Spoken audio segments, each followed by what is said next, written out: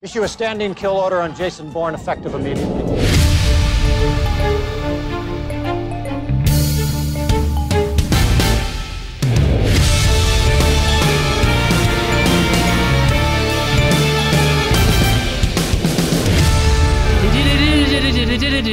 It's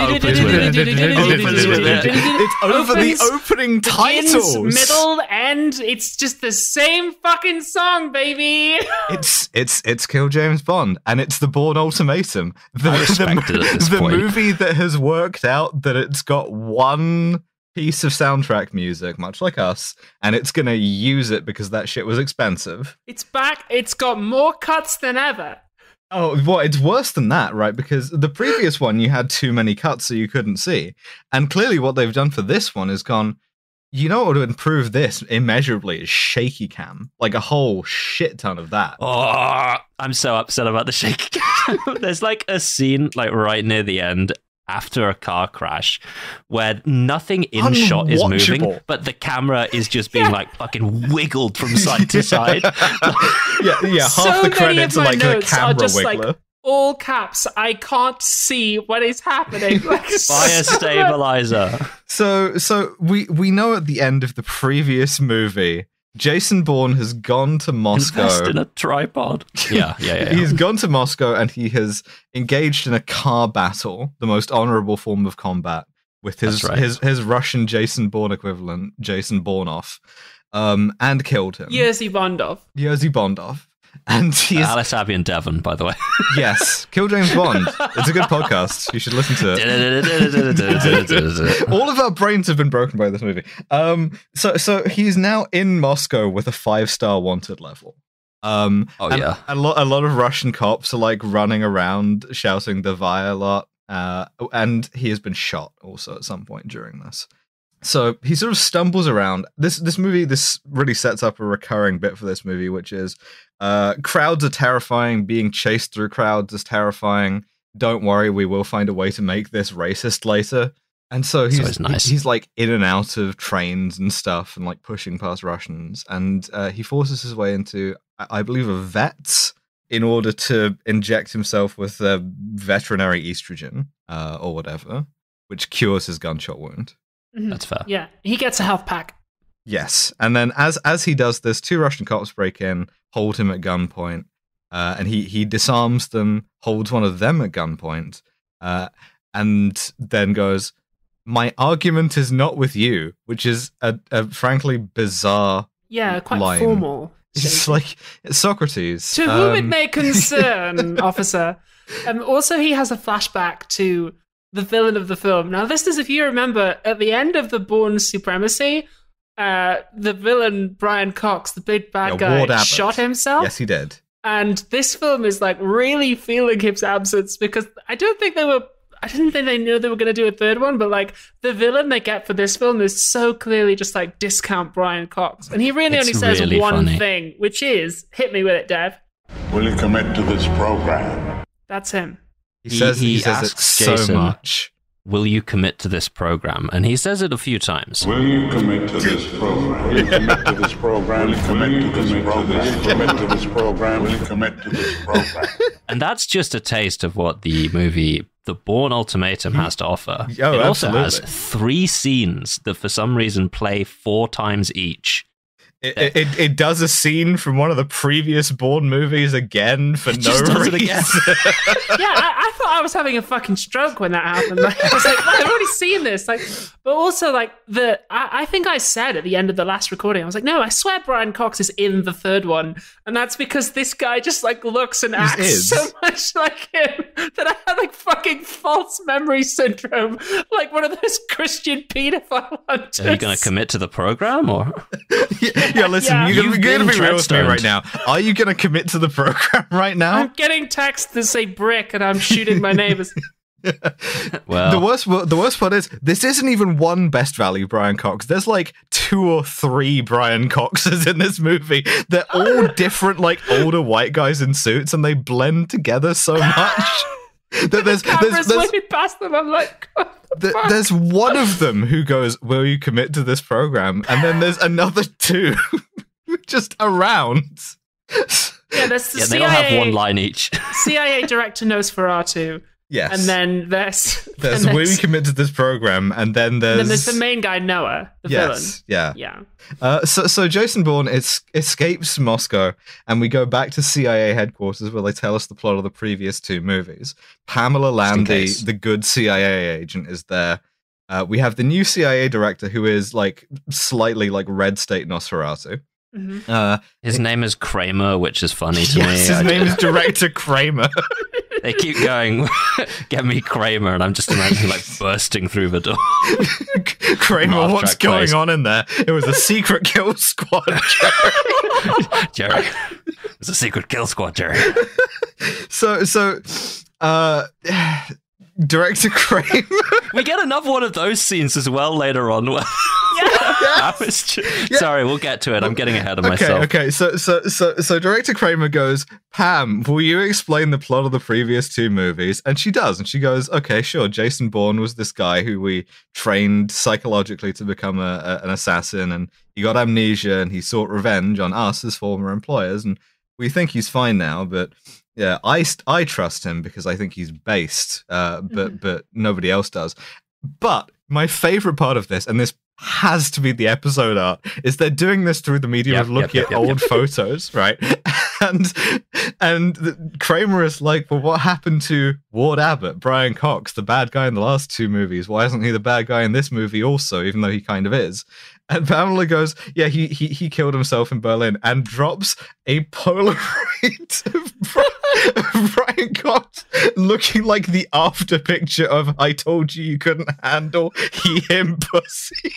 Just fully he's like gone off that loud. My man is just in a chair, like he looks like he's being sucked off. He doesn't look dead at all. He just looks like Brian Cox expert here. That Brian Cox is actually coming right then. Yeah, because he doesn't have a bullet wound in his like face when he can't show that. No, so he's just like lying back off a chair, just completely fucking gone. It's so funny. So. Fuck, what fucking happens next? This Kramer still doesn't trust him. Yeah, right? So Kramer's like, we need to keep hunting Jason Bourne. Then we briefly cut to a scene in Turin that we don't immediately know the meaning of, but it's a journalist meeting a CIA insider. And this is where I noticed something that the film does a lot. So listeners, you'll probably be familiar with the standard shot, reverse shot, 2 characters sitting down at a table, you get one then the other. A common practice is that when you cut to like one actor, you'll do what they call a dirty shot, which is where you get a little bit of the other actor's shoulder in the frame, just to kind of remind you that these 2 people are in the same physical space. And like now that you know that, you'll see that all the time. This film, bafflingly, keeps doing reverse dirty shots that are like 75% shoulder. So like most of the frame is taken up with just like the blurred out shoulder of the actor, and you'll see like just the eyes of the person they're talking to, and I'm like, are you drunk? Like why did you shoot it like this? I think they think it looks conspiratorial because what they're trying to do is to not show the face of the guy that the guy's talking to. It's like Deep Throat or whatever. So we see Paddy Considine. What's happened to Brian Cox? Yeah, it's Brian Cox. So we see Brian Cox talking to Brian Cox. No, who we see is a journalist called Simon Ross. Simon Ross, played by Paddy Considine, doing a sort of like Snowden years portrayal of a Guardian journalist. The sort of like a big coat, very harried looking expression, enemy of the state, mass surveillance, all of this shit. And this was a very worried looking guy. Six years before Snowden, incidentally. So this is like a weird trend of the Bourne movies being quite prescient. So this film came out in 2007. Yeah. We learn later that this guy, Simon Ross, is a journalist for The Guardian. This is before The Guardian destroyed their reputation. So it's now extremely funny to hear them talk about The Guardian as if it's like a respectable publication. Absolutely. Like and not like a fucking rag that advocates conversion therapy for children, you fucking hacks. Well, even if they hadn't done that, they incinerated their reputation with the Snowden thing anyway. Absolutely. And so I mean we'll get to that, but yeah, no, we do find out that works at the Guardian newspaper. Which is portrayed as like, oh shit, we can't fucking let the Guardian newspaper find out about our illegal kill team because then it's over for us. Yeah, they'll be like, is this illegal kill team in some way like trans women? Yeah. No, like Yeah. So we gotta turn it down now. So Simon Ross sits down with this like shadowy, we presume CIA guy who won't tell him anything on the record, and asks him about Jason Bourne and about the Treadstone program. And he goes, "Do you think that individuals with penises belong in women's only spaces?" Yeah. And we never find out an answer for this. They refuse to answer the Simon Ross question. That's right. It's very damning. Oh man, fuck! I remember when Glenna wrote like a blog post about me finally answering that question. It's like, yes. Which is like, yeah. Actually, yeah. It turns out it's really easy to answer this question. It's fine. Don't worry about it. Fuck, what fucking happens now? This movie. Yeah, this movie, it's like I said earlier, there's 4 scenes in this movie. Bourne goes to meet Marie's brother, who... Daniel Bruhl? For no reason. Why is Daniel Bruhl in this movie? He's a fine actor, just but... there. Oh, I know what he's there for. He's there for us to set up Jason Bourne going, this is what I'm going to do for the rest of the movie. So he's there to tell this guy his plan for the rest of the movie, which is... God, I'm just going to keep doing the same thing, I reckon. I'm going to commit to this program. I'm going to commit to this program. I'm feeling like I'm really going to commit to this program. He tells, don't worry about this guy, he's not coming back, but he tells him, hey, your sister Marie, she's dead. She died in this last film. It's really misogynist, actually. He replies, it was always going to end this way. And I was like, you always thought your sister was going to end up accidentally shot by a Russian FSB agent off a bridge in India? That's like a weirdly specific thing. Well, because he had that prophecy. Yeah, the whole time I was growing up, I was like, fuck, I just know that my sister's going to get aced. If you don't get off the drink, Carl you're going to end up Yeah. accidentally shot off a bridge by a Russian man in India. But so Jason Bourne tells him, someone started all of this. It's just it's not the guy who I already like that fortune teller said. Sucked off to completion in a hotel room in Berlin. It's not the guy who got killed in Paris, Conklin. It's some other guy. It's a different guy. He's going to look and sound a lot like them. Don't worry. I've been having flashbacks of him saying, "Are you going to commit to this program?" So I'm going to find him and I'm going to kill him anyway. Goodbye forever. And then he leaves. Simon Ross arrives back in London and then, like a fucking idiot, like the moron that he is, says the name of the secret program, which in this case is Blackbriar. It's you can essentially think of it as Treadstone. It's the same. It's the same thing. They just changed the name. They straight up call it like the Treadstone upgrade like 3 times throughout this movie, and it's like, okay, man, absolutely. Treadstone. Yeah. Operation, we didn't think we were going to get another movie and we didn't have any other ideas. Yes. Operation, we had to salvage something from that scene at the end of Bourne Supremacy, I think. Mm-hmm. Yeah, Supremacy. Where Brian Cox is like, okay, on to the next thing, like sort of Indiana Jones, the big warehouse. That was Identity. Whatever. So anyway, who gives a fuck? He says the name of this thing Blackbriar into his mobile phone, and we follow this down the tubes directly to the big NSA listening station where they go, holy shit, someone said the fucking thing. We gotta activate on this immediately. And now, to be honest with you, Blackbriar, not that rare a word to say. Just doing some gardening, and meanwhile, in a CIA substation, 15 guys are talking over each other going, we have to priority 1 action this shit. Because now we have to introduce the main theme of this movie, which is 15 CIA guys all talking over each other in a big conference room going, we need to priority 1 action level 4 national security asset, the location of this identity. Yeah, they love this shit so much, it's man. So fucking... Activate the box. Eyeballs on the box. You want some eyeballs? In this scene, one guy, the same guy, says in the same scene, not a minute apart, give me eyeballs on the street. Give me some eyeballs on the street. Different lines, same guy. Give me some eyeballs on the street. Give me some eyeballs on the street. Give me some eyeballs on the street so I can commit to this program. Boys, can I get some fucking eyeballs on this street? So true, bestie. Yo, you gotta get some eyeballs on this street right now. You gotta get eyeballs on the street ASAP. Can you edit him so he says, can we get some eyeballs on the stream? And then you can play it as a drop on the stream. Some eyeballs on this program? On the street. We commit to... Will you commit to this program? I told you last time, yes. So... So we see in the Guardian, which we wouldn't normally read. It's just underneath an article comparing trans women to Wayne Couzens. But Simon Ross has reported a real article that was printed in the Guardian newspaper. We see that Simon Ross has been reporting on Jason Bourne's he has adventures. Named Jason Bourne, including his real name of David Webb, and written about Treadstone and everything. And so Jason Bourne just sees this and is like, okay, I got to go to London to prevent this guy being killed. Yeah, this guy's going to get fucking obliterated. This guy's going to get owned. Because right now he is being followed around by 5 or 6 different teams of CIA guys. It's just like every car on any street he walks down is full of guys all littered going, I need with eyes eyeballs on the street. Yeah. He is in the eyeball zone. Yeah, my man is lousy with eyeballs. We do see incidentally the guy who is directing this, the guy taking the sort of traditional Bourne role of being in the big control room and saying verbs at people, hack, tap, bypass.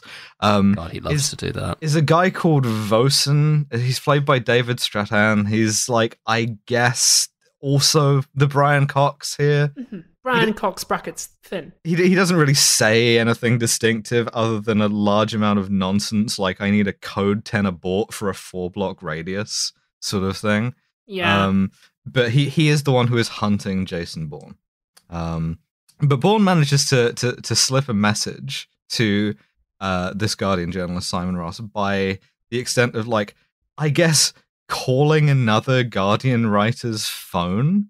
Yeah, because he anticipates that the CIA will be listening to Simon Ross's phone, so he calls somebody on a different desk and then just says, "Hey, can you put Simon?" He calls Owen Jones. And he's like, "Hey." That would have been very funny if it was What's up, bestie? What's up, bestie? Have you seen this fucking transphobia article? Incredible. Anyway, can you put Simon Ross on the phone, please? So he leads Paddy Considine, Simon Ross. And incidentally, we should watch Dead Man's Shoes, because that's a great fucking movie with Paddy Considine. That's a good point. He leads him to a meeting at Waterloo Station. Welcome to the second kind of scene in this movie, which is... crowd. Crowd scenes where Jason Bourne is, maneuvering around, and the entire time it keeps cutting back to, CIA guys going... give me a 1022. The 1022 on the proximity of this. Yeah, and this happens 3 times in this film. They've got one idea for a scene and they just keep doing it. Well, the thing is, right? It's also but at this point, biggest, they're quite good at it because they've only done it for 3 movies. That it's a retread of is where Julia Stiles, Nikki Parsons, was where he arranged that meeting with her in Berlin, and one of the two Bourne movies they blend together. With the German protesters. Yeah, with the German protesters. Justice for Bourne! God.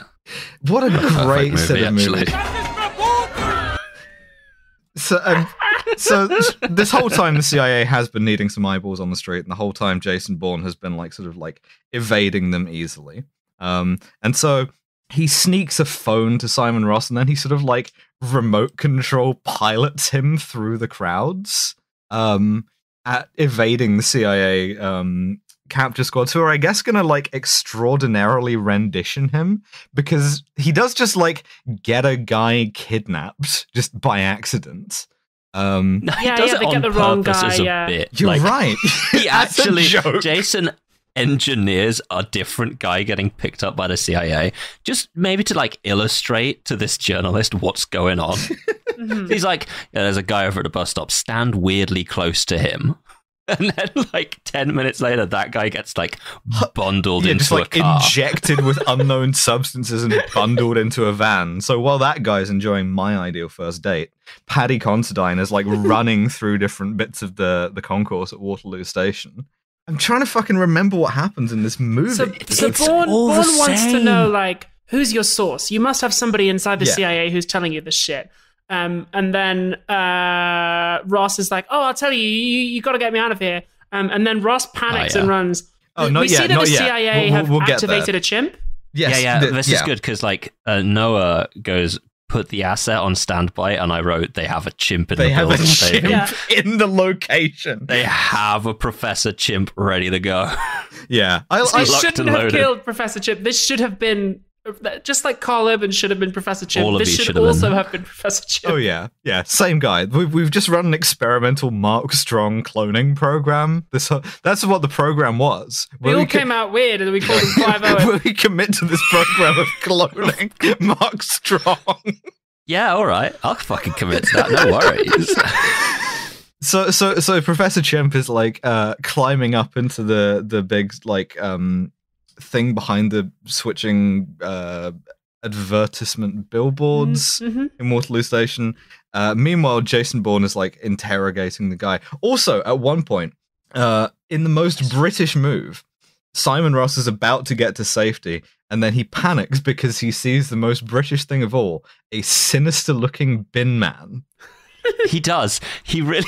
He literally. It's not a great quality drop. To be fair to him, he thought that it might have been a trans woman, so he just like bottles it and legs it immediately. At the Guardian newspaper. Yeah, but it's not a great drop. But he sees like a suspicious-looking bin man, and he goes, "Oh, the bin man." No, that's a great drop. Bins, The mate. bin man. He stops to salute the bin man and is spotted by the CIA. Yeah. So he tells Jason Bourne that like he was the first of whatever it was, and like this has to do with Blackbriar. It was like an experimental training program, and now incidentally, it's time for me to panic, run out of cover, and get domed off by Professor Chimp. He gets chimped. Now he does get chimped, and I mean this is a shame. I mean it establishes threat and everything, but like I almost enjoyed their little like rapport here. It was nice. I thought it was quite nice. This sort of like sequence really reminded me, and it's a weirdly deep cut here, but it reminded me of the gameplay of Assassin's Creed Brotherhood Online. Because like it's just a crowd of guys, and like One Jason of them's a Bourne Harlequin. and like 3 other guys are all just like walking through this crowd, attacking each other in secret. I don't know, it was quite nice. I really enjoyed that most bit. It was good. It was good. Anyway, Then I wrote, Simon Ross is dead. Should have worked for a less transphobic newspaper. And I wrote Guardian journalist assassinated. No comment. There is one fun bit where we're doing this all out of order. It's because the movie is exactly as disjointed as this. All of the shots are like done like this. Where in order to do the like fight scene where he beats up some CIA guys so he can talk to Simon Ross the first time, he knocks them all out apart from one last guy who is just lying on the floor like, ooh, my back. To be fair, that's me. Just like, oh shit, give me like 5, mate. I'm sorry. He gets spotted on the security camera, which occasions the line, Jesus Christ, that's Jason Bourne. Sorry, wrong Jason Bourne movie where the guy in the control room is saying, Jesus Christ. That's Jason Bourne. It's an easy mistake to make because there's so many of Christ. Jesus Christ, that's Jason Bourne. So the guy gets shot, the journalist gets shot, and at this point the Brit cops swarm the scene. And I learned that British police love whistling as much as German cops love shouting Polizei. Yeah, it's nice that every cop has their own thing. Yeah, that's genuinely a theme throughout this movie. Yeah, it's genuinely a theme in the Bourne movies is that each nation's cops have their own like little battle sound that they have, and for British cops, it's just like whistling. They don't even have whistles; they're just making that noise with their mouths. I'm just waiting for like a group of cops in a Jason Bourne film to do like the UN guys in Loop on the Third shit. It's just like they're just piling over each other. Bourne takes Simon Ross's notebook from his corpse, and it's just full of like really transphobic invective, but also an address in Madrid. Yes. We also see that Pam Landy has like once again the good liberal CIA officer has like arrived on scene in the big control room while they're actioning things, and she is sort of like quite reluctant about this. We see her and Noah, Skinny Brian Cox, having lunch. We see a lot of both of their shoulders. My main takeaway from that scene is you've got a really good look at their tailoring. He orders a heart-healthy omelet because he's gay. I mean, I'm not sure how else to interpret the heart-healthy omelet thing. It's weird. But anyway, she's De Bruyne because she was in the last film. Yeah, and she's upset that a reporter got killed, which is very funny for a CIA officer, and that they had a shootout in public, which is even funnier for a CIA officer. But also, I just wrote down... And then he's like, well, you worked for The Guardian. She's like, oh, okay. Yeah, but the thing is, right, this is not known at this point because the Snowden thing wouldn't be for another 7 years, but if you wanted to keep like some piece of American national security intelligence like apparatus out of the hands of the Guardian, you don't need to kill them. You just ask GCHQ to go to the Guardian's offices and put power drills through a bunch of their hard drives. And it turns out in that situation, what the Guardian will do is help you do it and find you the hard drives and not interfere at all.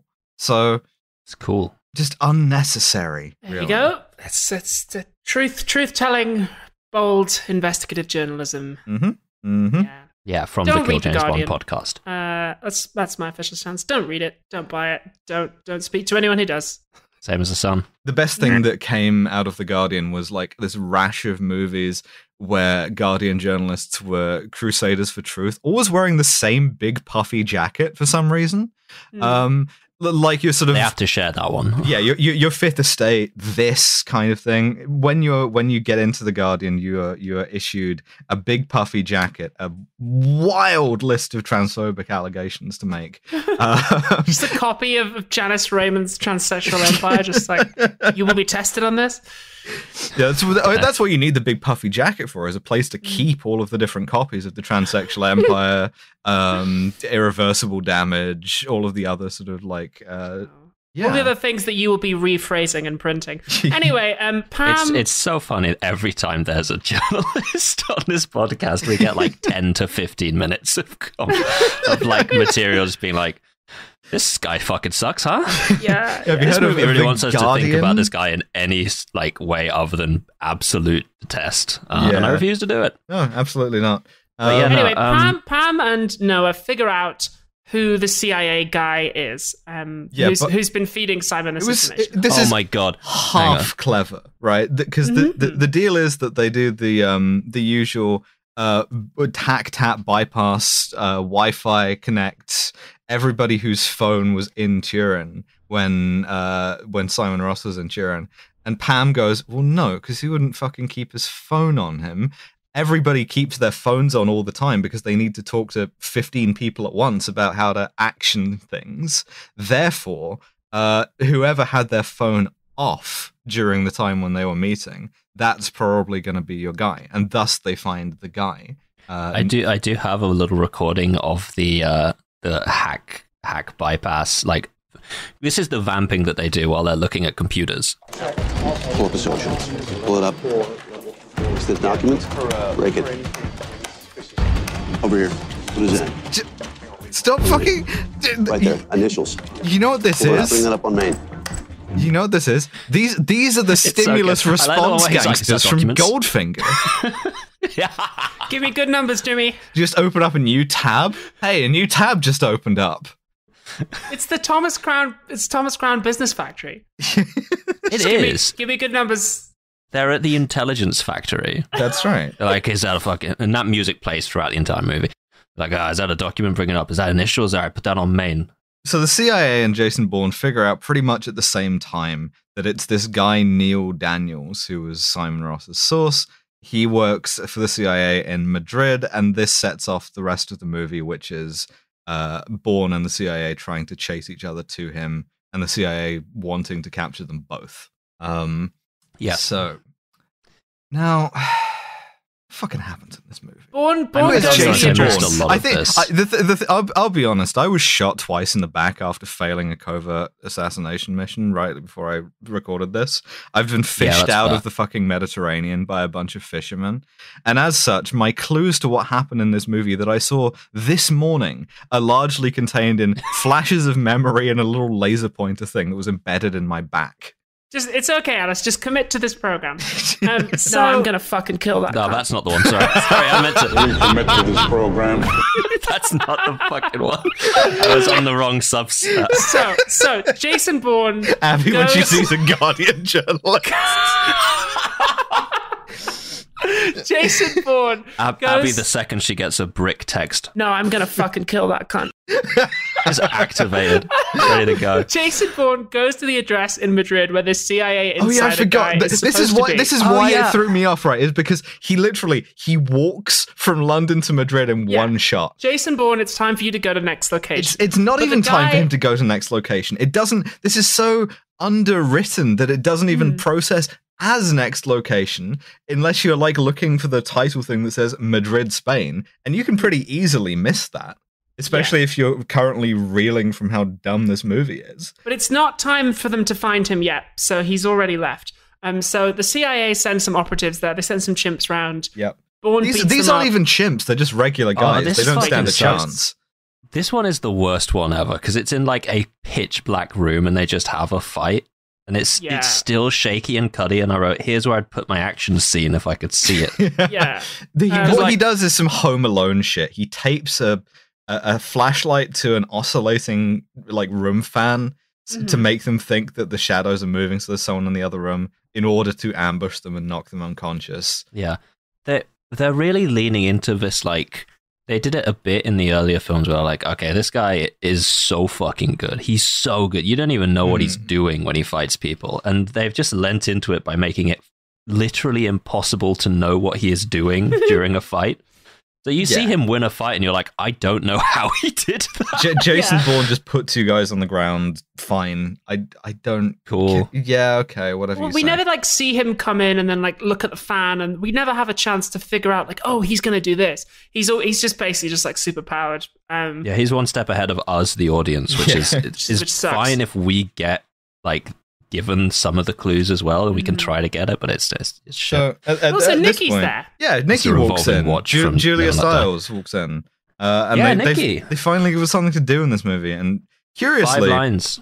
She doesn't hold a grudge against Jason for more or less torturing her at gunpoint in Berlin in the previous movie. Yeah, I would.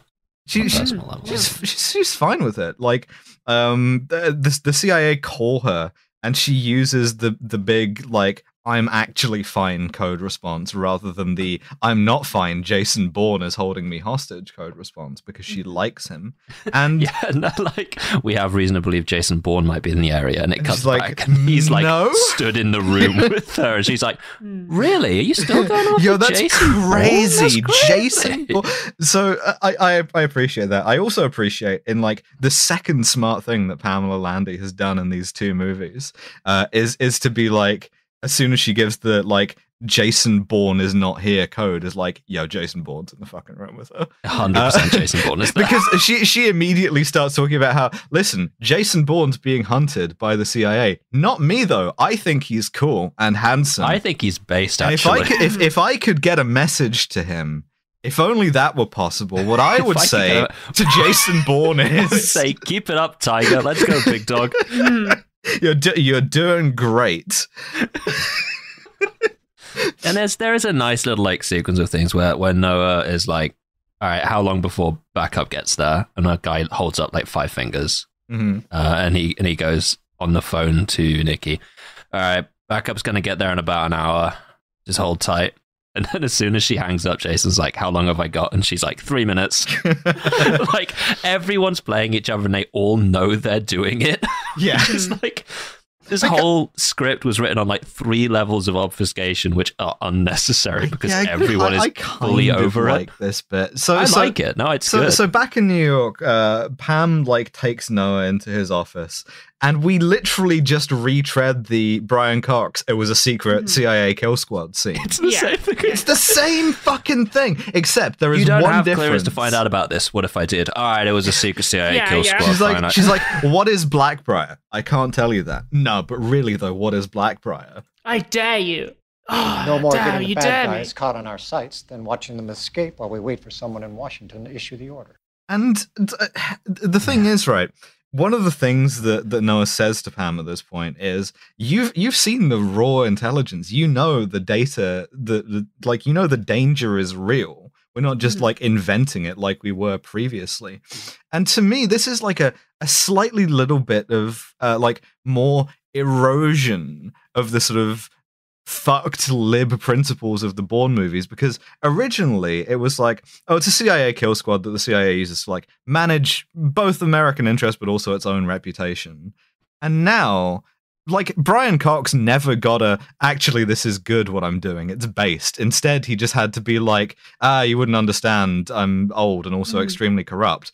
Whereas this guy gets to be like, listen, we have the same objectives in mind. Maybe we differ over the means, but I'm actually like on the right side here. Yeah, and we see that the director Kramer like knows about this illegal operations. And it's just this little wedge in the door of sort of like legitimizing extrajudicial killing, like lack of government oversight of US intelligence, all of these things. This was a couple of years before intelligence operatives in real life started whistleblowing. I'm talking about people like FBI agent Terry Albury started coming out and saying, actually, this evidence of like the threat, we've actually just been faking that. That's all just made up.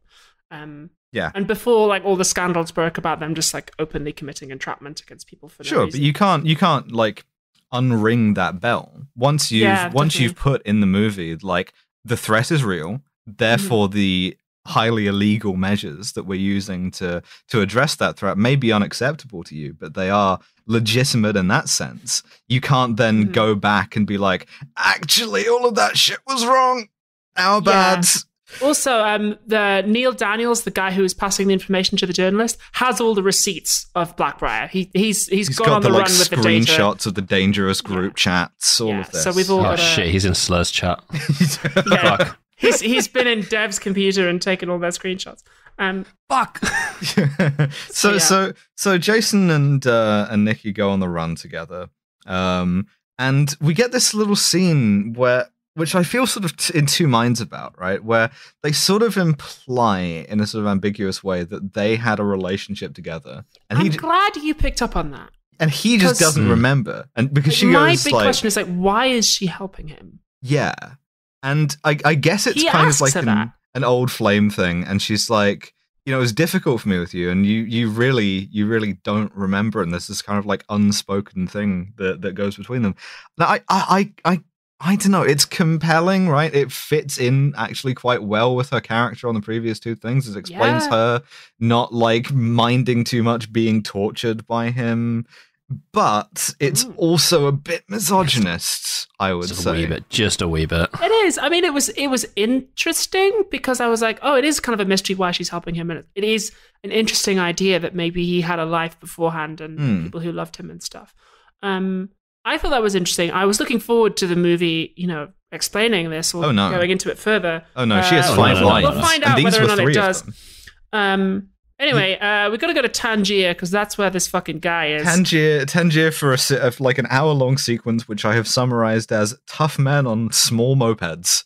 So the CIA activate another Professor Chimp to kill different Daniels. Different chimp. Nikki like waylays him with a saying, "Hey, you got to meet me here. I'll give you a new phone." And then Bourne follows him, and he's like, he's going to lead us right to Daniels. The CIA are like tracking everybody involved on a big board as if they've all been injected with smart blood. Like, when the courier goes off course, they're like, oh, he went off course on Google Maps, or like you're watching your courier on Uber Eats or whatever. And like, it's like the tips going down. Why would you go in that direction, mate? Oh, there's fucking bollards down there. That's a one-way street, for fuck's sake. Noah's gone off the deep end. Noah's like, right, activate a chimp. We're going to kill Nikki as well. And Pam's like, you can't kill her. She's one of her own. And he's like, screw the rules. I'm a thinly veiled allegory for the Bush administration, and therefore it's actually fine for me to start killing my own people. And she asks him, like, where will this end? And he goes, well, it ends when we win. Which is inadvertently a great description of how liberals came to feel about all of these things. So any day now, I'm sure. Yes. God, it's coming, baby. I'm ready. Oh, they say the next like blue on blue assassination will be ordered by a woman president. So Jason Bourne chases the new chimp to Jason Bourne to where Daniels is going, which is a bank because of some fucking contrivance about how he needs to withdraw money, whatever. All explained in the movie, doesn't matter. Yeah. Also, they're both riding silly little mopeds. That's important to note because the chimp misdirects Jason Bourne. He like lays a big bag that says bomb on it in one direction and instead leaves the real bomb next to Daniels' car in his silly little moped. So Daniels is then killed with this explosion. But this has a case worse than No Time to Die of the bomb that just makes you go to sleep. Jason Bourne is standing not 3 feet away from this car that blows up. We don't even completely obliterates the car that is further from the bomb than Jason. Tinnitus had not been invented yet. They hadn't invented that cool thing where you like get up from a bomb blast and there's no like sound and there's like ringing. So instead, he just kind of gets up and he's like, he's not even dirty. He's just like, oof, okay. So damn, that's crazy. All right. He had an extra life. It's wild. Then there's, I assume, a motorbike chase, but my notes say I can't see what's happening. Well, the thing is, right, I very much can't see what's happening. But also, this is where the crowd thing gets racist, right? Because we're still once again using like chase through crowd to establish threat. But this time the crowd is sort of filmed as more fractious, as more of an obstacle. And if you watch these movies with the subtitles on, as I do, you may know that throughout this scene, all of the dialogue, because there's no dialogue from Nikki, who is running from the chimp, or from the chimp, or from Bourne, all of the dialogue is subtitled as chattering in Arabic. When the bomb goes off, like a bunch of Moroccans just kind of like run up and like stand around yelling, I guess. Which is notably different to the guy getting shot in Waterloo Station, where a bunch of British people did not just like run up and go, "Ew, what's all this then?" That would have been very funny. Chattering in British. God, that's funny. Chattering in British. The chattering classes of this once great nation. So yeah, so Nikki is running from. I mean, worse than that, this scene was actually filmed, like this whole sequence was filmed during Ramadan. So like all of these extras were just having to look around 24/7. Yeah, on no water, no food, and like it's like just come on, man. Also, again, I'm gonna pick up some of the cinematography of this because it's something that the Bond movies do as well, right? Is the sort of the ethnicity of a crowd very much depicts how much of an obstacle they are to you.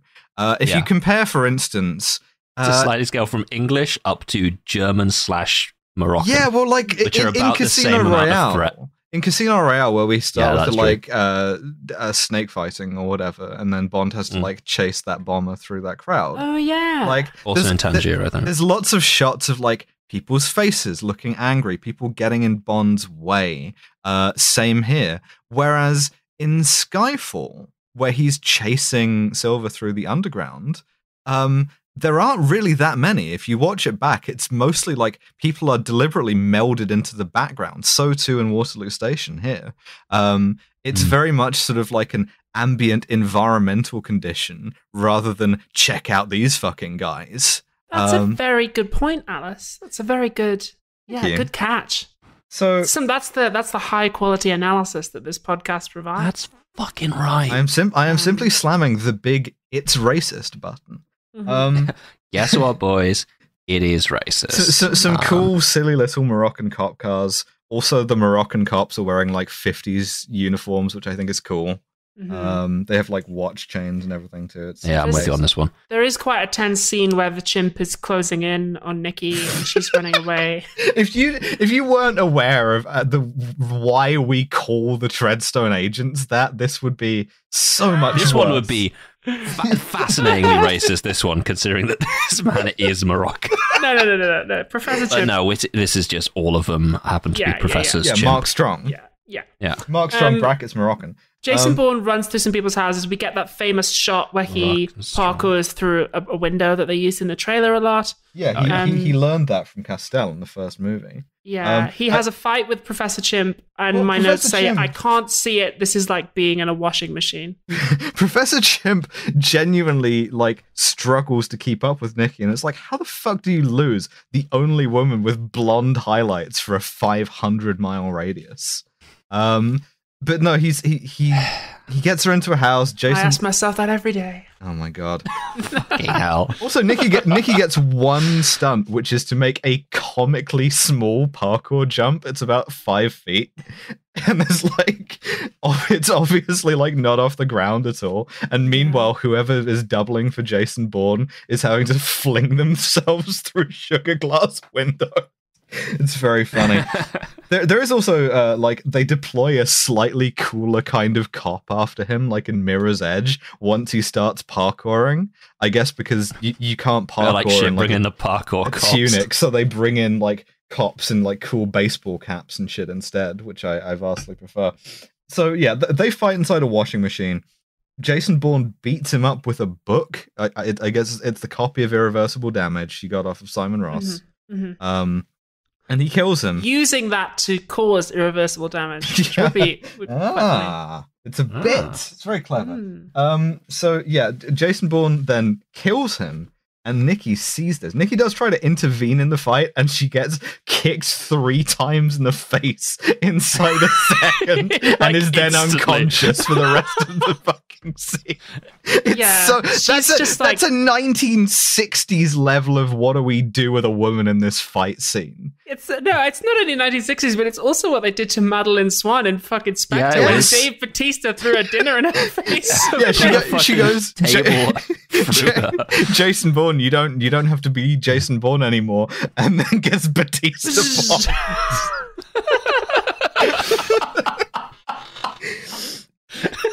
It's so good. It's so good. And they did that with fucking... To be fair, they did that with the lass in the previous movie when she was like, you don't have to be Jason Bourne, and then she gets aced by a fucking Carl Urban. I want you to know that at one point in one of the many open up a new tab priority 1 computer scenes, they do open up Nikki's file.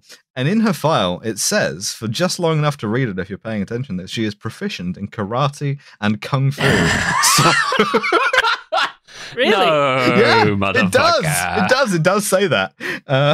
So she sees him kill the guy. And I mean, this culminates, by the way, in them having a fight where Bourne's weapon is a towel. And how do you do a towel fight with no jokes in it? This is like a poor nation that does not have Jackie Chan doing this shit, in my opinion. Bourne's weapon is a blur. I cannot tell what is happening in your visual medium, which is a bad thing. But anyway, Bourne wins, I assume, because he continues to be in the film. Yeah, Bourne kills the guy, and I'm noticing he's still there. She's horrified by this, which is a bit fucking rich after 3 movies. She's been involved in fucking Treadstone for like 6 years. She was in charge of logistics. Yeah. What did she think he needed all of the guns for? She's just like, I didn't realize you were killing people. Oh shit! Jesus fuck! Christ. Oh my god! What? Wow. So this movie's oh my god. They go on the run, and I want you to know that she has no more dialogue at this point. Oh, she ran out of lines like 2 scenes ago. She does not speak. What she does do is she cuts and dyes her hair to go on the run, and it's a deliberate retread of fucking Franco Potente doing the same thing in the Bourne Identity. And this is where I thought, we're gonna make something of this, we're gonna reveal that they had a relationship maybe, and then Nikki gets on a bus and leaves the film and does not come back. Yes. Say goodbye, Nikki. Jason sees her and is like, oh shit, that's the same thing as from 2 movies ago. Why do all of the women that I end up with cut their hair really short and dye it black? Anyway, I'm gonna why do all the women I end up with turn out to be lesbians? Anyway, not gonna think about this. So he bears his soul to her a bit. He's like, I remember the names of all the people the faces of all of the people I've killed. And I've tried to apologize for it and make up for it, but it's not something that I can ever be forgiven for. I'm a sad Jason Bourne. None of this lands at all. Mostly because she can't fucking say anything. She doesn't say anything. She just leaves and she's not being hunted by the CIA. And he says to her verbatim, he goes, "It gets easier." No, it fucking doesn't. Well, see, I've been watching these movies. I like that line, right? Because it's getting worse. It's obviously a lie, right? But to me, as he puts her on the bus when he just goes, "Yeah, it gets easier," without any prompting from her, that does more for Jason Bourne's humanity and compassion for me than him being like, "Oh, I'm sad." because it's like he's like trying. I get it. It's good, kind of. But like we've just. So she completely throws her career away and puts her, as we've seen, her life very much in danger, presumably forever, commits treason, and we just we never find out why. She just leaves the film. And I'm like, what? Quite literally put on a bus. It's bad. It's real bad. She doesn't even come back at the end. Oh, actually, we do see her at the end. Doesn't get any more lines, though. Yeah. But as she goes out on the bus, she touches her stomach one time to be like, I'm pregnant, Jason Bourne, and it is your... Yeah, she touched his penis one time in that hotel room. So at this point, happens, man. You can never be too careful. Jason Bourne goes to next location. The way he has to find out next location, I wrote in all caps because he goes and gets the personal effects of the guy who got blown up, and he reads through his papers and he finds like a fragment of paper which has the fucking CIA secret facility letterhead. It has. I love this movie. It has the CIA seal and it has the street address in New York. The only bit of paper that isn't burned is the bit that says next location. And at this point, it's a perfect film. Actually, at this point, the movie then has to gaslight all three of us, because you remember how in the end of the fucking Bourne Supremacy, we see Pam in her office in New York, and she's like, "Your real name is David Webb.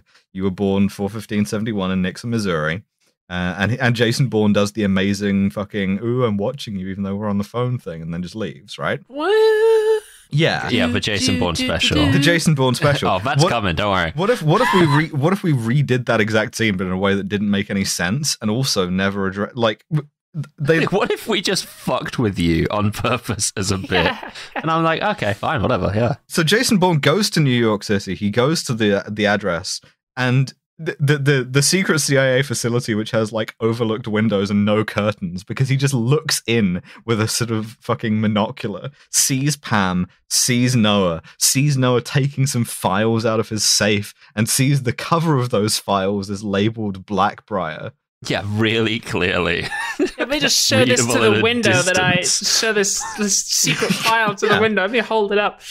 And then what happens is that he fucking reruns the ending scene from the Bourne Supremacy. He just does it again, and it's reshot. So which makes you feel insane, because if they just showed the same movie again, it might have some continuity problems.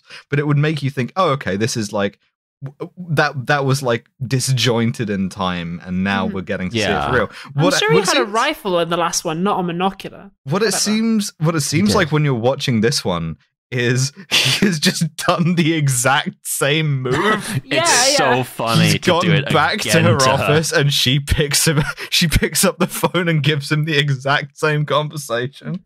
It's like, listen, you're just going back to an NPC and like doing another dialogue tree just in case there's something new, but it's the same again. Mr. Clare is helping me find my gun. Jeff Dipshit. Jason Webb. Craig Fingersuck. Webb? David Webb. David Webb. Your real name David is... Williams. Fucking... Your real name. David Mitchell, Robert Webb. I don't know. Robert Webb, that's right. Yeah, your real name is Robert Webb. You are also weirdly transphobic. Yeah. Very concerned about the teenagers. But also this time it has a double meaning, right? Because she's trying to lead him on to the location of the facility where they did all of the Blackbriar training, which is at 415 East 71st Street. And so she tells him, your real name is Robert Webb. You were born on day 415 of East 74th Day. This is not a code. Yeah. The feast of East 74th Day. I said it's East 74th, miss. You that boy. What day is it? Why, sir? She tells him next location, and then she leaves to go and meet Jason Bourne. The CIA are listening into it. She leaves to go and meet him. He still does the thing, because that's the way they wrote the scene in the first thing, where he's like, I'm watching you from your window, which gives away his fucking location for no reason. to some Noah. rest, Pam. You're looking tired, which is again a fucked thing to say. Someone who is objectively helping you. At this you point. look like shit, by the way. But when that was just his like line to like flex and leave, it made sense. But he's about to like get her help to infiltrate. It's about to meet up with her. And immediately it's like, hey, I'm ready for our date, and I'm like, yeah, you look fucking tired as shit, by the way. Cool. Negging, Alice. Yeah, and the entire time Noah's listening into the conversation, and he uses this information to be like, yeah, he's right fucking outside. I need a 10-block lockdown of a code. For the third time in this film, the third time in the movie, Jason Bourne is going to meet somebody in a public place. The CIA are following, and a chimp is activated. I hate it so much. Yeah, I feel like it's going insane. Like, this film is like half an hour that just repeats again and again. One act, and we're like, do that 3 times. Yeah, absolutely. Fill in the rest with the music. Bitch. But this time it's a fake out. Because Noah and the boys, they get in the van so that they can go mobile. Yes, that's my favorite fucking thing is like he says, get the vehicles, we're going mobile. It's like, dude, that's what a vehicle is. It does. Get the vehicles. I'm saying this often. I would love to get the vehicles. We're going mobile. But so they go to the meeting place. The CIA are following Pam, and then Jason Bourne calls Noah. And it's like, yo, what up? This is good. What up? What up? You are also looking ugly now, like, my dude. No, it's like, I was wondering when I would get this phone call. And he's like, where are you at? And he's like, I'm in my office. Exactly that long a pause. And Jason goes, I don't reckon you are, bud. He's like, how do you know? And Jason's like, I'm in your office. Slam. He's like, he does the Bourne special. But this is I really like this one. I think this is a good Bourne special. This is my favorite I like this one too. Yeah, well, he grabs all of his everything out of the safe and just like books it out of the CIA building. Not clear how he got in or out, but whatever. Yep, not important. Jason Bourne. So now he has to go and meet Pam because they just forget about Pam. The second they're like, we got to go back to Noah's office. They're like, okay, fuck it, we got to go mobile in the opposite direction, and they just leave her. Knowing that Jason Bourne wants to meet her to the meeting. Oh yes, that's a good. No, yes, you're right. They do just be like, nobody stay behind and watch her. Yeah, very good. So she goes to the coded location, 415 East 74th Street, Wallaby Way, Sydney. I can't see what is happening. I can't see. Jason Bourne car chase. Jason Bourne gets in a car chase.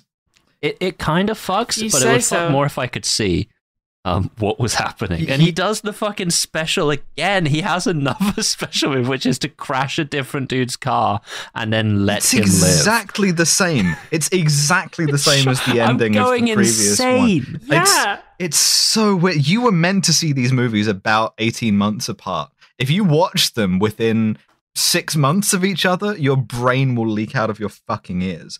It's because he dispatches his adversary, the chimp, the OG chimp, the original chimp, in the sort of noble tradition of car fighting, car jutsu, in which Jason Bourne, driving like a stolen NYPD car, like slams him into a divider and then lets him live, and crucially, he sees that he like lets him live. So then he goes and meets Pam at the secret location, which is, I guess, just a hospital or something. Yeah. We also see that Noah calls the hospital ahead and tells Discount Brian Cox, will you commit to this program, man? Yes. He's like, Jason Bourne's on his way. And Discount Brian Cox is like, no, I'm going to stay here rather than flee, actually, because we need to end the film now. So Discount Brian Cox He's like, actually, the movie needs to stop. Albert Finney doing a sort of faintly foghorn leghorn accent. Will you commit to this program? I'm just a simple country psychiatrist. Now, will you commit to this simple country program? MK Ultra program? Pam wants to Lincoln Project the CIA. So Jason Bourne gives her all the documents from Noah's safe and is like, yeah, here's the documents. The best ideology, because he asks, why are you helping me? And she tells him, this isn't what I signed up for. What they did to you, Blackbriar. This isn't us. Looking through my big history of everything the CIA has ever done. Oh no. Oh shit, I'm getting the sense this might be us, fellas. What did you sign up for exactly after 9/11? Why did you join the CIA? She's deputy director of the fucking CIA. Mm-hmm. She must have been doing it for fucking decades. Director of the CIA. Like, you gotta at some point be like, maybe this is us, actually. I don't know. She thought CIA stands for chillin'. It's awesome. So she does this like incredibly lib-brain shit of like, no, we have to stand for the original values of the CIA, whatever I assume those were. Bro, I would fucking sign up for the chillin'. We shouldn't be killing you, Jason Bourne. The United Fruit Company doesn't have any beef with you. The cool intelligence agency. The chimp intelligence. Anyway, we've been getting flashbacks of Jason Bourne's training at this facility throughout the movie, which have mostly been. Will you commit to this program? To accept the And the only real flashback that he gets is Albert Finney goes, "Will you commit to this program?" He goes another flashback. He goes, "I can't," and then Albert Finney has a couple of guys put a hood on him and dunk him into a big tank of water. My ideal second him back date. in and go, "Would you like to commit to this program?" And he goes, "Yeah, okay, fine." Yeah. We see him committing to the program, essentially, is what we see the moment. He commits to the program as a young army officer. He's a captain, by the way, because that's the only cool rank you can have. Yeah, you're absolutely right that is the coolest rank. It's you the stood only on cool. a TF a while ago. I'm gonna start calling myself a captain because it's cool. Captain Webb. And you're like, there's Captain Price, and then also 𝒲𝒾𝓁𝓁 also. He just gets jumped to captain because it's cool. And then they both just get to be captain. Yeah, he's a captain. It's cool. Nate was a captain. He wants to commit to this program, and what the program is they're like, we will psychologically torture you until you lose all trace of your former identity. We're going to brainwash you. Not sure why you need to do that to a volunteer, but we're going to brainwash you. I wouldn't sign up for this personally. And your missions will help save American lives. And in order to prove it and to commit to this program, you have to shoot this random guy, which is. It's like fucking jokes about the CIA recruitment thing. It's like, it's really funny. No, I had to beat him to death with the chair leg because the gun was fake. That joke. It's literally there's just a guy. You don't know that joke? Yeah, I do know that joke. It's funny. I was reminded of it. So, there's just a guy handcuffed in the side. Don't read into us all knowing that joke. It's because we're all misogynist. The guy. We're all in the CIA. Well, that's right. We also all know what color the boathouse is at Hereford, things of this nature. There's just a guy handcuffed in the side of the room, and Bourne / Webb shoots him, and Albert Finney goes, "You are no longer David Webb." This is the moment that you have truly become Jason Bourne. Hey, with listen, 11 herbs and spices. It's better than my shot at fucking. Benoit Blanc's been smoking too long. Now you are Professor Chimp. You have finally become a chimp.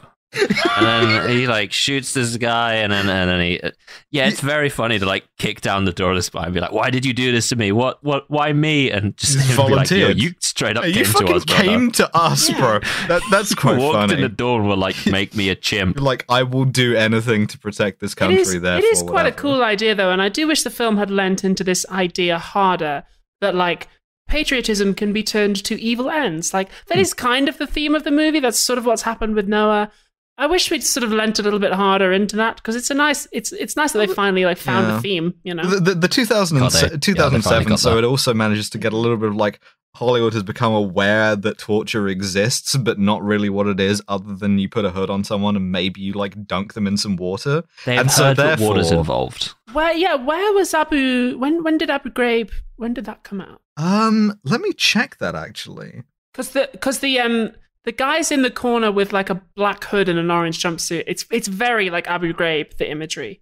Well, that came out in 2004, so it's three years later. They're clearly playing off of that, but it's like the sort of PG-13 version where it's like, oh, you know, the United States, we might do some bad things because of red tape. The threat is real, but as a consequence of that, maybe we'll put the wrong guy in a hood and then dunk him in some water once or twice. Yeah, and ask him whether he'll commit to this program. They're not doing this at a black site in like fucking Guantanamo Bay or in like Iraq. They're doing it at East 71st Street in the middle of Manhattan. There's nobody standing around taking photos of it and like jerking off. Like, which in real life you don't they know were. that. It's just not shown. So he fucking. That's how you commit to the program. He shoots the. Commit to this program. Sorry, I'm going to stop doing that. He shoots the evil psychiatrist, and then he doesn't. He refuses to. He refuses to. But he says, I'm not Jason Bourne anymore, apart from when I do the movie Jason Bourne in like 5 years. Well, actually, the line which I kind of like now that I remember it is that you don't deserve the like star on the wall they'll give you. But then what he does is he exits like James Bond Inspector, because the next shot is him jumping through a window outwards. The room has no like windows shown. I think it might even fucking be underground. He just like books it. And then Professor Chimp arrives. Professor Chimp arrives, holds him at gunpoint, and he's like, "Why didn't you kill me?" And Jason sort of like unionizes the chimps through the guidance the original Professor of his Chimp. mentor, Professor Chimp. Yeah, this is actually true. Yeah, he says like, you know, look at us, look what they make us give, look what they fucking turn us into. So I'm gonna give you this like union authorization card. And if you could like just tick yes on that, I'll put you on the list, and we'll get back to you. Maybe we can organize Blackbriar project, the Operation Blackbriar, and get some like better paying conditions around here. And at this point, the chimp is so totally swayed by this that he's like, okay, cool. I'm just gonna leave now. That's crazy. Yeah, it's crazy. And then Noah appears and shoots him off a roof into the river. Yes, yeah. It is so funny how the like Agent Chimp is just like, you know what? You make a good point. This is kind of fucked up of me. And it took me a car crash to realize this. Straight up like, damn, that is crazy, actually. Oh. Yeah. Oh, maybe it's bad. Maybe I shouldn't have committed to this program. Then what fucking music kicks in, baby? No, not yet. Fuck. Because we see Pam. There's additional. Pam testifies in front of the Senate. This is the most lib shit ever. What happens is everybody goes to jail, right? The director Kramer is arrested. Vosen is arrested. Albert Finney is arrested, and it's like, okay, so the CIA was willing to kill a journalist, a civilian journalist of an allied country, in public in that country, in order to maintain the secret of Operation Blackbriar, and this was sanctioned at the highest levels. And you're telling me that because of some fucking faxes, the director of the CIA goes to fucking federal prison? Bollocks. It's so funny. You don't even get like so a fucking funny. It's not even like a church committee where they like, hey, ask them about, hey, maybe you should, you know, tell us about the program that you had all of these guys committing to. No. It's fully like there are arrests, there are guys getting put in the back of cars, there are prosecutions. It's a massive political scandal. I don't believe the United States is capable of supporting a massive political scandal about the CIA doing any of the shit that the CIA actually did in any way other than it either never leaks out or it leaks out and it's fine because no one cares. It's such a we videoed the crimes and put them on the internet and everyone rose up and it's just the end of years and years. Yeah, who do you think's going to be watching funny. this? Oh, everybody. And everyone. No one gives a fuck. Why would anyone care about this? He was a Guardian journalist. The president. Why would you not just lie about this? Like you've lied about like everything else. Why? How not bury this? It would be buried so bad. Yeah, no, there's just no chance any of this would come. Or it would just like it would be like in The Intercept or whatever, or some shit like that, and then Pamela Landley would very politely put herself into a suitcase. As would the journalist who printed it in The Intercept would just be like, would kill themselves by shooting themselves in the back of a head in the car. Yep. A couple of times. It happens to the best of us. Get into my car, start the ignition, and scatter myself over 3 or 4 blocks. Or conversely, like it would go to a journalist who the source would then disappear or spend a long time in federal prison, and then that journalist would get really weird on Twitter over the next few years. There's a Glenn Greenwald reference. It is a Glenn Greenwald. Yeah. I wasn't gonna say it. So Jason Bourne has been shot. He's like lying in the fucking East River. And we cut to Nikki, who is like in a coffee shop. The source would end up in prison and then transition whilst in prison. That's right. And then date Grimes for a bit. Jason Bourne transitions, dates Grimes. This is all factual. Yeah. I remember I saw that this happened actually. Yeah, I thought it was weird. This is real. Yeah. Well, it's nice to take the series in a new direction. I would say. Bourne knows the ways of the fisherman. So that's true. Like the salmon. He swims towards the ocean. To spawn. He jumps Jason into the Spawn. river. Yeah. He turns pink and his jaw gets really fucked up. He goes home. That's just electrolysis. That's what it does to you. Happens to the best of us. We see Nikki hearing the news, and she's like, "Oh man, that's crazy. Everyone's been arrested. Nobody wants to talk to me though, so I'm fine." Also, they haven't found Jason Bourne's body, so I'm just going to smile because I know he's alive. That's the movie. And that's the movie. Bourne Ultimatum. So I know you have it. I mean, fuck me. I think I actually do. I know you do. Oh, the bit man. Will you commit to this program? Will you commit to this program? Will you commit to this bin man?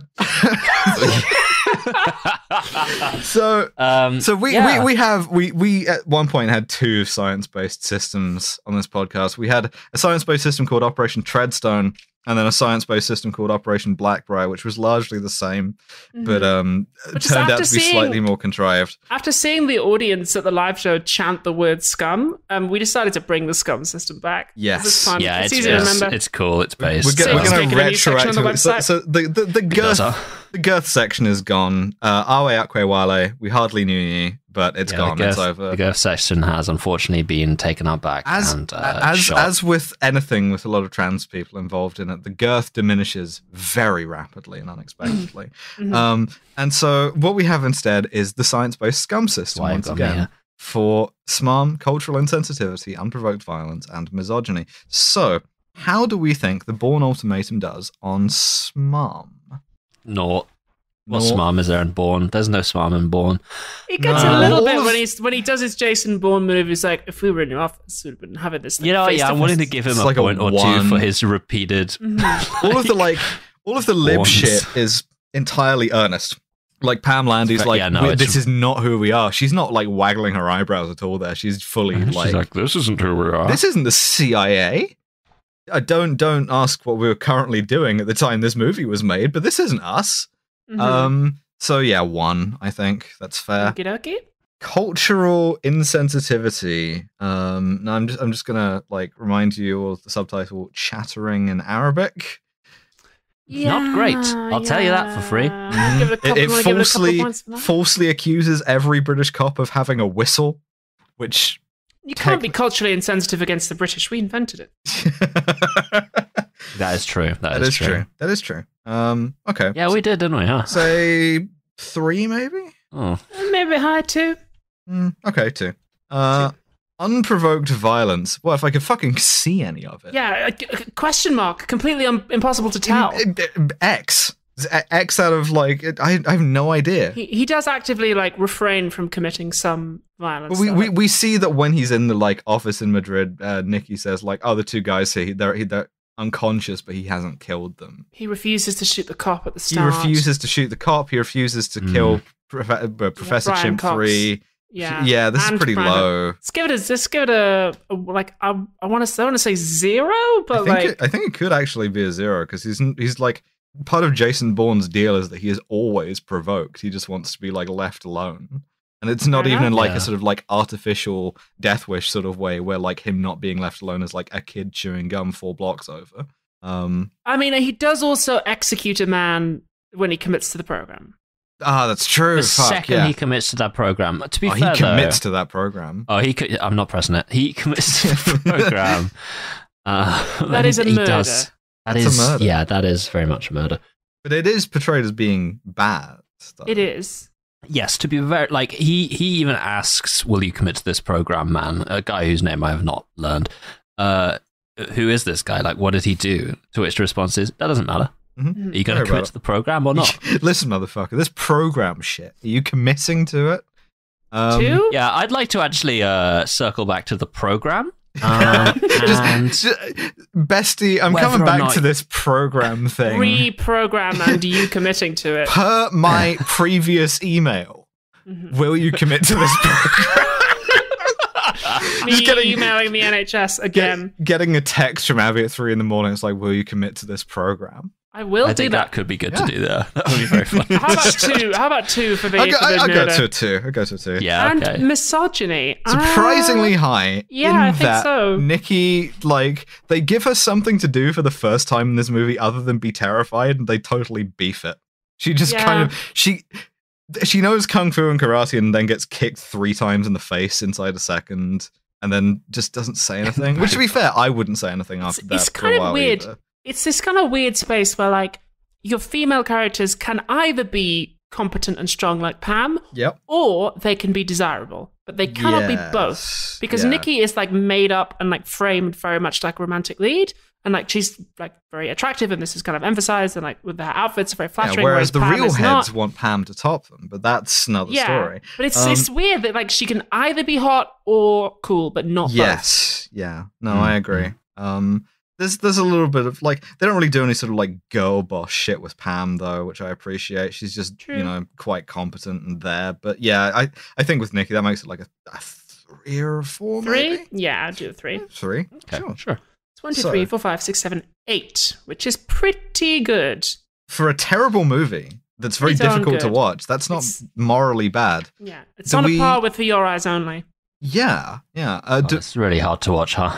It's really fucking... I can't see shit. Possible most of the time. Do we have Kaufman rosettes or... I don't have crosses? A Kaufman on this one. I don't really We give a good night to Nikki? Yeah, for an underappreciated good character? You know what? She deserves it. I think, you know who I think deserves a Kaufman is whatever Dr. whatever's name was, because he really did go above and beyond in trying to get Jason Bourne to commit to that program. Yeah, fine.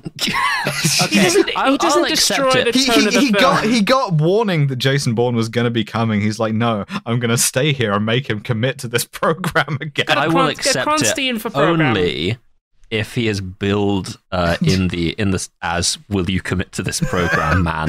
rather than whatever his character's name is. Fine. Okie dokie. And then he retires to become James Bond's gamekeeper in Skyfall. Oh my god, that's where we've seen him before. It's Albert Finney. Welcome to Scotland. Yes. Oh shit. Very welcome to this program. Welcome to this program. Welcome to this program. Well, if you'd like to commit to this program, we have a Patreon where you can. Beautiful. Oh, nice. Magnificent. Thank you very much. I've been waiting an hour and a half to do that. That was quite good. Yeah, where you can listen to our bonus episodes. We have 2 extra bonus episodes every month. Next time we'll be doing a Q&A. We will. And the next one in this. The Q&A will come out before this. It'll be last week's episode. Next week will be a bonus, which we have not decided yet. Yeah, whose turn is it? I might be mine. So I think it's Alice, actually. We'll consider things. And then after that, we're going to do the Bourne. The Bourne with Legacy? no Bourne. The Bourne Legacy. Yeah. Incidentally, one thing I've just noticed. What the fuck is his ultimatum? He doesn't have an ultimatum. None of these names make any sense. Identity is good. Fuck! This is the ultimatum. Will you commit to this program? Well, we will kill James Bond. We'll return with the Bourne legacy that does not have Jason Bourne in it. We have committed to this program. We are committed. Some eyeballs on that pod. Welcome to season 2. This one's for you, David. Thank you for listening to yet another episode of Kill James Bond. Owing to the way that I am, I'm recording this at quite genuinely the last possible minute. So let's just crack on and get through this one. I don't know what the next bonus episode will be, but the next free episode in 2 weeks' time will 100% be the Bourne Legacy. I think is the one. It's got Jeremy Renner in it. But if that is simply too long for you to wait, you can head on over to our Patreon, where we upload bonus episodes on those interstitial weeks. Again, I don't know what the next one's going to be. But speaking, of course, of our beautiful patrons, special thanks to our £15 and above patrons, and those are Christine Fox, Fawkes Winchester, Paint McCarla, Jack Holmes, George Rohack, Charles Schultz, Thomas Oberhart, British Pterodactyl, Jennifer, Sol, Nikki, Carolyn Tanksley, Benno Rice, Max Kapinski, Michael Lauder, Kit Devine, Amanda Rogda, Max Gaimanhart, Jonathan Gerd, Red Pirate Robin, Kentucky Fried Commie, Hell Bloodhands, Jay Martindale, Ellie Without the E, Jack Bushel, Sydney Steckel, Big Titty Goth Girl, Tarp O, Mothman, Fremen Commissar Jen, bit of an upgrader, Trip, Phoebe Olivia Harper, Timothy Pizzoni, Amber DeGrazia, Charlie Out of the Closet, hell yeah, let's go, TARDIS in Paris, Jenna and Paul, Elizabeth Cox, Zoe Shepherd, Finn Ross, Avery Darling, Alfredo, Philippa Smith, Wolfie, Al Irwing, I make Devon say this out loud, David Wickramarantner, Rail Leal, Lucy Keeley, Richard Drum, James Knappman, Craig Fingersuck, Millie, Bon LeBon, Penny Banks, Robbie Morgan, Josh Simmons, Lauren Bastin, and Tristram Wolf. Thank you so much for your continued support of this show as we enter the question mark zone and begin to transition, as all things do, towards being a mab. Don't ask me to explain what I meant by that. Kill James Bond is, of course, Alice, Abigail, and Devon. Our producer is the wonderful 𝒲𝒾𝓁𝓂𝓂𝓾. Hi, Nate. That's why I say he's wonderful. It's because I know he has to listen to this. It's also because he genuinely is wonderful. Art is by Maddie Lubchansky. The website's by Tom Allen. I am going to go to bed. Good night. I'll see you next time.